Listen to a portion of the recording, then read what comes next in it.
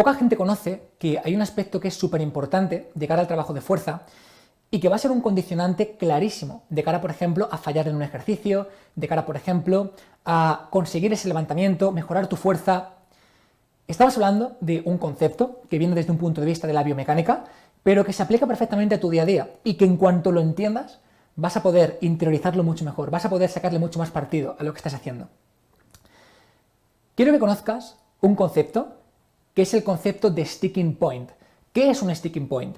Mira, tenemos que entender que cuando hacemos cualquier ejercicio, una sentadilla, un press de banca, un peso muerto, cualquier cosa, siempre vamos a encontrarnos con un punto en el levantamiento en el cual es muy fácil levantar, en el cual somos capaces de aplicar mucha fuerza, pero hay otros momentos en ese levantamiento en los cuales es mucho más complicado. Es un momento en los cuales la barra adquiere mucha menos velocidad, es un momento en el cual se te pone la cara roja, se te inflan los ojos y te das cuenta de que, ese momento, ¿no? Es el momento en el que prácticamente puedes fallar.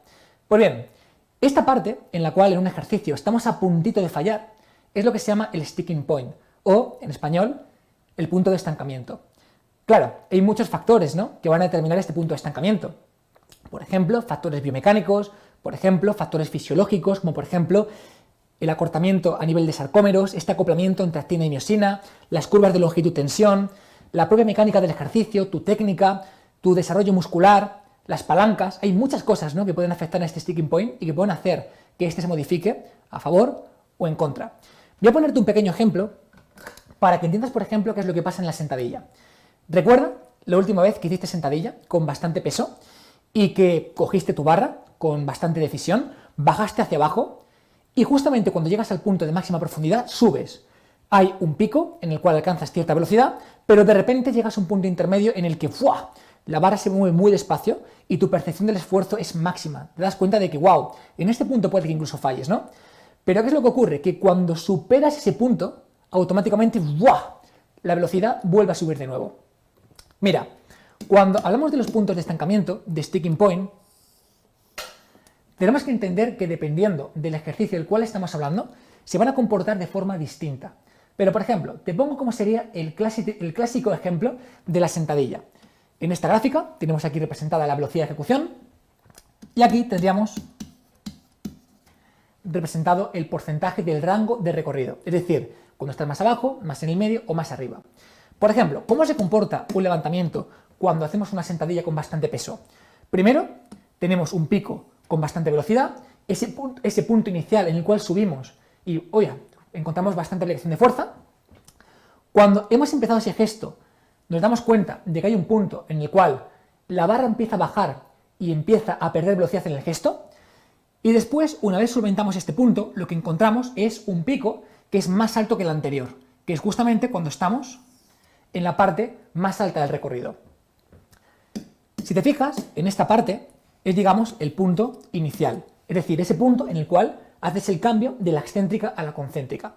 Pero ¿qué es lo que ocurre? Que desde el punto en el cual la barra empieza a perder velocidad, que más o menos, si te fijas, es desde aquí hasta aquí, esto que acabo de dibujar es lo que se llama el sticking point, es decir, el punto de estancamiento. Y cada ejercicio tiene su punto de estancamiento. Por ejemplo, la sentadilla normalmente tiene su punto de estancamiento en esa parte intermedia, en esa parte más o menos a mitad del recorrido, donde justamente la contracción muscular, los sarcómeros, ni están muy elongados ni están muy acortados, están como en ese punto intermedio. ¿Qué es lo que ocurre?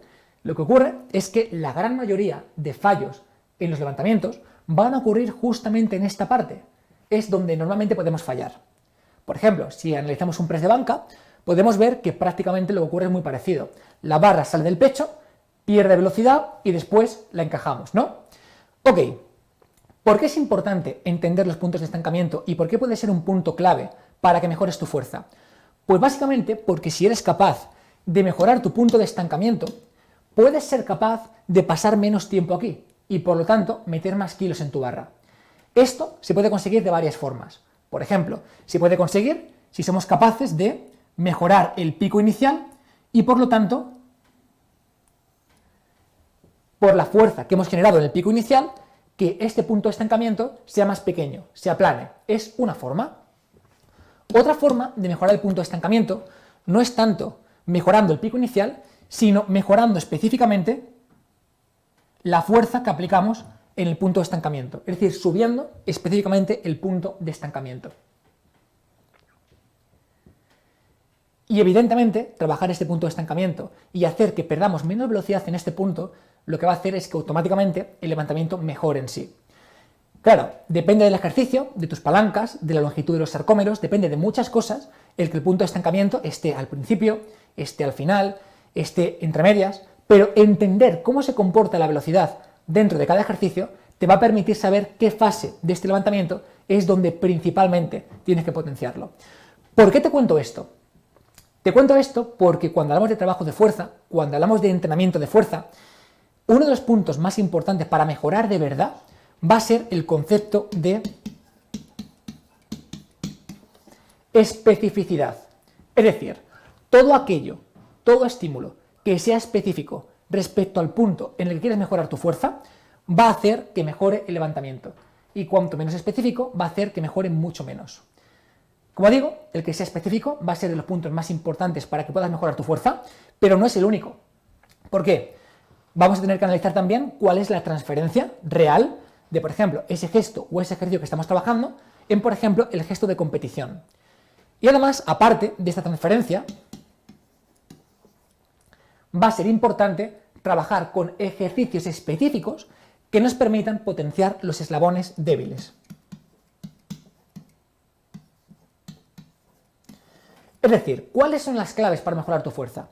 Por un lado, ser específico. Si tú trabajas tu sentadilla, vas a mejorar la fuerza aplicada en tu sentadilla en cada fase y por lo tanto vas a fallar menos en este ejercicio.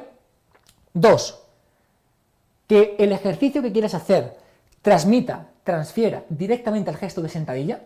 Y 3. Que si por ejemplo notas que tienes un sticking point muy marcado en esta sentadilla, trabajes con ejercicios, trabajes con gestos que específicamente permitan potenciar esa parte. ¿Qué es lo que ocurre? Que derivado de este análisis del sticking point, podemos hacer un trabajo más específico que sea más útil, un trabajo más transferible y que sea más útil, un trabajo basado en eslabones débiles y que sea mucho más útil.